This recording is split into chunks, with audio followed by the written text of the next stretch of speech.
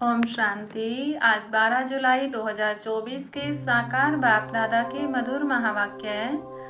बाबा ने कहा, मीठे बच्चे, तुम्हें साहबजादे सो शहजादे बनना है, इसलिए याद की यात्रा से अपने विकर्मों को भस्म करो। प्रश्न, किस एक विधि से तुम्हारे सब दुख दूर हो जाते हैं? उत्तर, जब तुम अपनी नजर बाप की नजर से मिलाते हो तो नजर मिलने से तुम्हारे सब दुख दूर हो जाते हैं, क्योंकि अपने को आत्मा समझकर बाप को याद करने से सब पाप कट जाते हैं। यही है तुम्हारी याद की यात्रा। तुम देह के सब धर्म छोड़ बाप को याद करते हो, जिससे आत्मा सतो प्रधान बन जाती है। तुम सुख धाम के मालिक बन जाते हो। ओम शांति। शिव भगवान उवाच, अपने को आत्मा समझकर बैठो। बाप फरमाते हैं, शिव भगवान उवाच, माना ही शिव बाबा समझाते हैं, बच्चे अपने को आत्मा समझकर बैठो, क्योंकि तुम सब ब्रदर्स हो, एक ही बाप के बच्चे हो। एक ही बाप से वर्षा लेना है, हूबहू जैसे 5000 वर्ष पहले बाप से वर्षा लिया था। आदि सनातन देवी देवताओं की राजधानी में थे। बाप बैठ समझाते हैं, तुम सूर्यवंशी अर्थात विश्व के मालिक कैसे बन सकते हो। मुझ अपने बाप को याद करो। तुम सब आत्माएं भाई भाई हो, ऊंचते ऊंच भगवान एक ही है। उस सच्चे साहिब के बच्चे साहबजादे हैं। यह बाप बैठ समझाते हैं। उनकी श्रीमत पर बुद्धि का योग लगाएंगे तो तुम्हारे पाप सब कट जाएंगे, सब दुख दूर हो जाएंगे। बाप से जब हमारी आंखें मिलती हैं तो सब दुख दूर हो जाते हैं। आंखें मिलाने का भी अर्थ समझाते हैं। अपने को आत्मा समझ बाप को याद करो। यह है याद की यात्रा। इसको योग अग्नि भी कहा जाता है। इस योग अग्नि से तुम्हारे जो जन्म जन्मांतर के पाप हैं वह भस्म हो जाएंगे। यह है ही दुख धाम। सभी नरकवासी हैं, तुमने बहुत पाप किए हैं। इसको कहा जाता है रावण राज्य। सत्युग को कहा जाता है राम राज्य। तुम ऐसे समझा सकते हो, बल कितनी भी बड़ी सभा बैठी हो, भाषण करने में हर्जा थोड़ी है। तुम तो भगवानुवाच कहते रहते हो। शिव भगवानुवाच, हम सब आत्माएं उनकी संतान हैं, ब्रदर्स हैं। बाकी श्री कृष्ण की कोई संतान थे ऐसे नहीं कहेंगे, न इतनी रानियां ही थी। श्री कृष्ण का तो जब स्वयंवर होता है नाम ही बदल जाता है। हाँ, ऐसे कहेंगे लक्ष्मी नारायण के बच्चे थे। राधे कृष्ण ही स्वयंवर के बाद लक्ष्मी नारायण बनते हैं, तब एक बच्चा होता है, फिर उनकी डिनाइस्टी चलती है। तुम बच्चों को अब मामेकम याद करना है। देह के सब धर्म छोड़ो, बाप को याद करो तो तुम्हारे सब पाप कट जाएंगे। सतो प्रधान बन स्वर्ग में जाएंगे। स्वर्ग में कोई दुख होता नहीं, नरक में अथाह दुख है। सुख का नाम निशान नहीं, ऐसे युक्ति से बतलाना चाहिए। शिव भगवान उवाच, हे बच्चों, इस समय तुम आत्माएं पतित हो, अब पावन कैसे बनो? मुझे बुलाया ही है। हे पतित पावन आओ। पावन होते ही हैं सतयुग में, पतित होते हैं कलयुग में। कलयुग के बाद फिर सतयुग जरूर बनना है। नई दुनिया की स्थापना, पुरानी दुनिया का विनाश होता है। गायन भी है, ब्रह्मा द्वारा स्थापना। हम ब्रह्मा कुमार कुमारियां एडॉप्टेड चिल्ड्रन हैं। हम हैं ब्राह्मण चोटी, विराट रूप भी है ना। पहले ब्राह्मण जरूर बनना पड़े। ब्रह्मा भी ब्राह्मण है, देवताएं हैं ही सतयुग में। सतयुग में सदा सुख है, दुख का नाम नहीं। कलयुग में अपरम अपार दुख है, सब दुखी हैं। ऐसा कोई नहीं होगा जिसको दुख न हो। यह है रावण राज्य। यह रावण भारत का नंबर 1 दुश्मन है। हर एक में 5 विकार हैं। सतयुग में कोई विकार नहीं होते। वह है पवित्र ग्रस्त धर्म। अभी तो दुख के पहाड़ गिरे हुए हैं और भी गिरने हैं। यह इतने बॉम्ब शादी बनाते रहते हैं, रखने लिए थोड़े हैं। बहुत रिफाइन कर रहे हैं, फिर रिहर्सल होगी, फिर फाइनल होगा। अभी समय बहुत थोड़ा है, ड्रामा तो अपने समय पर पूरा होगा ना। पहले पहले शिव बाबा का ज्ञान होना चाहिए। कुछ भी भाषण आदि शुरू करते हो तो हमेशा पहले पहले कहना है शिवाय नमः, क्योंकि शिव बाबा की जो महिमा है वह और कोई की नहीं हो सकती। शिव जयंती ही हीरे तुल्य है। श्री कृष्ण के चरित्र आदि कुछ है नहीं। सतयुग में तो छोटे बच्चे भी सतो प्रधान ही होते हैं। बच्चों में कोई चंचलता आदि नहीं होती। श्री कृष्ण के लिए दिखाते हैं, मक्खन खाते थे, यह करते थे, यह तो महिमा के बदले और ही ग्लानि करते हैं। कितना खुशी में आकर कहते ईश्वर सर्वव्यापी है, तेरे में भी है, मेरे में भी है, यह बड़ी भारी ग्लानि है। परंतु तमो प्रधान मनुष्य इन बातों को समझ नहीं सकते। तो पहले पहले बाप का परिचय देना चाहिए। वह निराकार बाप है जिनका नाम ही है कल्याणकारी शिव, सर्व का सद्गति दाता। वह निराकार बाप सुख का सागर, शांति का सागर है। अब इतना दुख क्यों हुआ है? क्योंकि रावण राज्य है। रावण है सबका दुश्मन, उसको मारते भी हैं, परंतु मरता नहीं। यहाँ कोई एक दुख नहीं है, अपरम अपार दुख है। सतयुग में है अपरम अपार सुख। 5000 वर्ष पहले बेहद के बाप के बच्चे बने थे और यह वर्षा बाप से लिया था। शिव बाबा आते हैं जरूर, कुछ तो आकर करते हैं ना, एक्यूरेट करते हैं, तब तो महिमा गाई जाती है। शिवरात्रि भी कहते हैं, फिर है श्री कृष्ण की रात्रि। अब शिवरात्रि और श्री कृष्ण की रात्रि को भी समझना चाहिए। शिव तो आते ही हैं बेहद की रात में। श्री कृष्ण का जन्म अमृत वेले होता है, न कि रात्रि को। शिव की रात्रि मनाते हैं, परंतु उनकी कोई तिथि तारीख नहीं। श्री कृष्ण का जन्म होता है अमृत वेले। अमृत वेला सबसे शुभ मुहूर्त माना जाता है।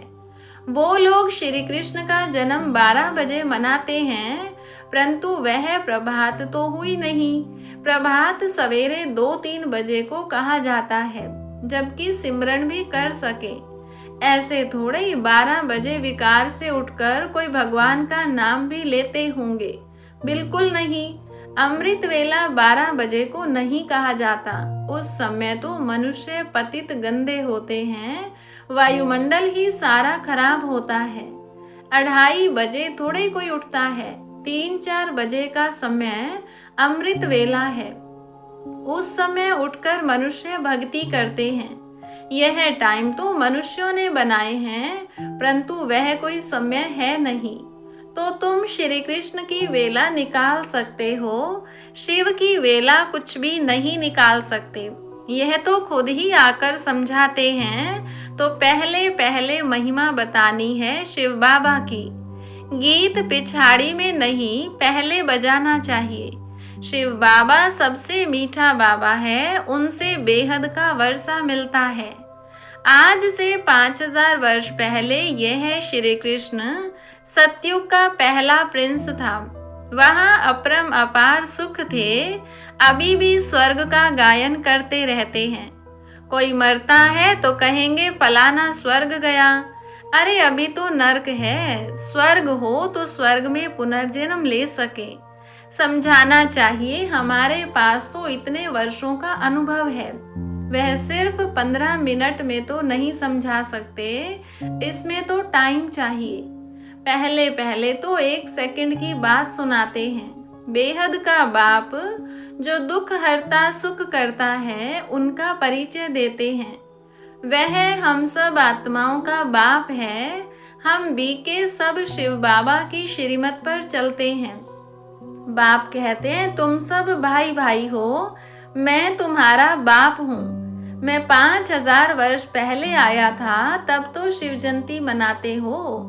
स्वर्ग में कुछ मनाया नहीं जाता, शिव जयंती होती है, जिसका फिर भक्ति मार्ग में यादगार मनाया जाता है। यह गीता एपिसोड चल रहा है। नई दुनिया की स्थापना ब्रह्मा द्वारा, पुरानी दुनिया का विनाश शंकर द्वारा। अब इस पुरानी दुनिया का वायुमंडल तो तुम देख रहे हो। इस पतित दुनिया का विनाश जरूर होना है, इसलिए कहते हैं पावन दुनिया में ले चलो। अथाह दुख हैं, लड़ाई, मौत, विधवापना, जीवघात करना। सतयुग में तो अपार सुखों का राज्य था। यह एम ऑब्जेक्ट का चित्र तो जरूर वहां ले जाना चाहिए। यह लक्ष्मी नारायण विश्व के मालिक थे। 5000 वर्ष की बात सुनाते हैं। इन्होंने कैसे यह जन्म पाया, कौन से कर्म किए जो यह बने। कर्म अकर्म विकर्म की गति बाप ही समझाते हैं। सतयुग में कर्म अकर्म हो जाते हैं। यहाँ तो रावण राज्य होने कारण कर्म विकर्म बन जाते हैं, इसलिए इसको पाप आत्माओं की दुनिया कहा जाता है। लेन देन भी पाप आत्माओं से ही है। पेट में ही बच्चा होता है तो सगाई कर देते हैं। कितनी क्रिमिनल दृष्टि है, यहाँ है ही क्रिमिनलाइज्ड। सतयुग को कहा जाता है सिविलाइज्ड। यहाँ आंखें बहुत पाप करती हैं, वहाँ कोई पाप नहीं करते। सतयुग से लेकर कलयुग अंत तक हिस्ट्री ज्योग्राफी रिपीट होती है। यह तो जानना चाहिए ना, दुख धाम सुख धाम क्यों कहा जाता है। सारा मदार है पतित और पावन होने पर, इसलिए बाप कहते हैं काम महाशत्रु है। इसको जीतने से तुम जगत जीत बनेंगे। आधा कल्प पवित्र दुनिया थी जिसमें श्रेष्ठ देवता थे, अब तो भ्रष्टाचारी हैं। एक तरफ कहते भी हैं यह भ्रष्टाचारी दुनिया है, फिर सबको श्री श्री कहते रहते, जो आता है वह बोल देते हैं। यह सब समझना है। अब तो मौत सामने खड़ा है। बाप कहते हैं मामे कम याद करो तो पाप कट जाएंगे, तुम सतो प्रधान बन जाएंगे, सुख धाम के मालिक बनेंगे। अभी तो है ही दुख। कितना भी वे लोग कॉन्फ्रेंस करें, संगठन करें, परंतु इनसे कुछ होना नहीं है। सीढ़ी नीचे उतरते ही जाते हैं। बाप अपना कार्य अपने बच्चों द्वारा कर रहे हैं।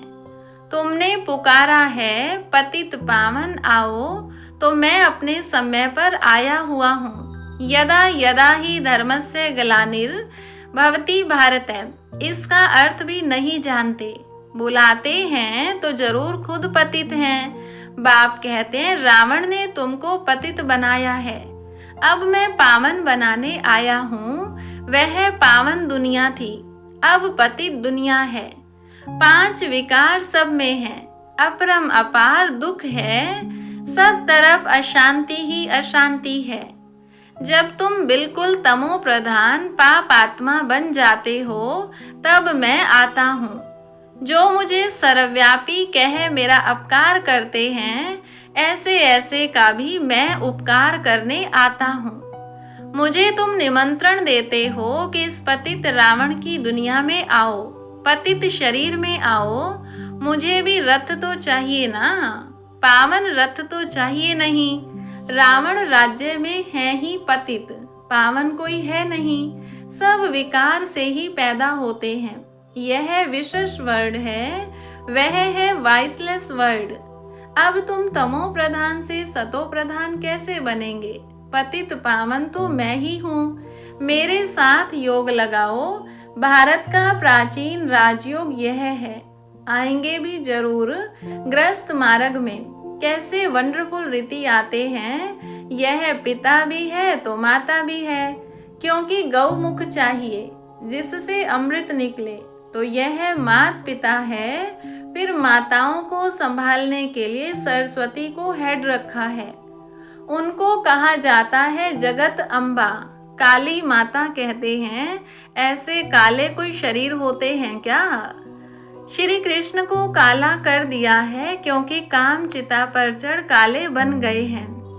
श्री कृष्ण ही सामरा फिर गोरा बनता है। इन सब बातों को समझने लिए भी टाइम चाहिए। कोटों में कोई, कोई में भी कोई की बुद्धि में बैठता होगा, क्योंकि सभी में 5 विकार प्रवेश हैं। तुम यह बात सभा में भी समझा सकते हो, क्योंकि कोई को भी बोलने का हक है, ऐसा मौका लेना चाहिए। ऑफिशियल सभा में कोई बीच में प्रश्न आदि नहीं करते हैं। नहीं सुनना है तो शांति से चले जाओ, आवाज न करो, ऐसे ऐसे बैठ समझाओ। अभी तो अपार दुख हैं, दुख के पहाड़ गिरने हैं। हम बाप को, रचना को जानते हैं, तुम तो किसका भी ऑक्यूपेशन नहीं जानते हो। बाप ने भारत को पैराडाइज कब और कैसे बनाया था, यह तुम नहीं जानते हो। आओ तो समझाएं। 84 जन्म कैसे लेते हैं? 7 दिन का कोर्स लो तो तुमको 21 जन्म के लिए पाप आत्मा से पुण्य आत्मा बना देंगे। अच्छा, मीठे मीठे सिकिलधे बच्चों प्रति माता पिता बाप दादा का याद प्यार और गुड मॉर्निंग। रूहानी बाप की रूहानी बच्चों को नमस्ते। रूहानी बच्चों की रूहानी बाप दादा को नमस्ते।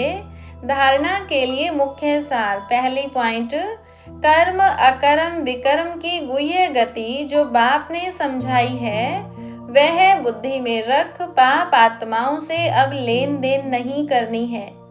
दूसरी पॉइंट, श्रीमत पर अपना बुद्धि योग एक बाप से लगाना है। सतो प्रधान बनने का पुरुषार्थ करना है। दुख धाम को सुख धाम बनाने के लिए पतित से पावन बनने का पुरुषार्थ करना है। क्रिमिनल दृष्टि को बदलना है। वरदान दिया बाबा ने, नॉलेजफुल बन, सर्व व्यर्थ के प्रश्नों को यज्ञ में स्वाहा करने वाले निर्विघ्न भव।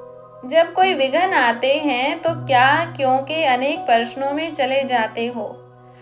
प्रश्नचित्त बनना अर्थात परेशान होना। नॉलेजफुल बन, यज्ञ में सर्व व्यर्थ प्रश्नों को स्वाहा कर दो तो आपका भी टाइम बचेगा और दूसरों का भी टाइम बच जाएगा। इससे सहज ही निर्विघ्न बन जाएंगे। निश्चय और विजय जन्म सिद्ध अधिकार है।